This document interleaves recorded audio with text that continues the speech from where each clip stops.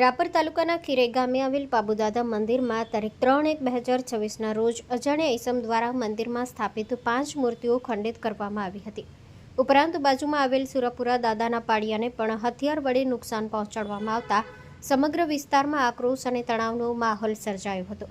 આ બનાવ અંગે ડાંભુડા ગામના જગુભા વેલુભા જાડેજા દ્વારા રાપર પોલીસ સ્ટેશનમાં ફરિયાદ નોંધાવવામાં આવી હતી. જેના આધારે બીએનએસ કલમ 298 મુજબ ગુનો દાખલ કરવામાં આવ્યો હતો.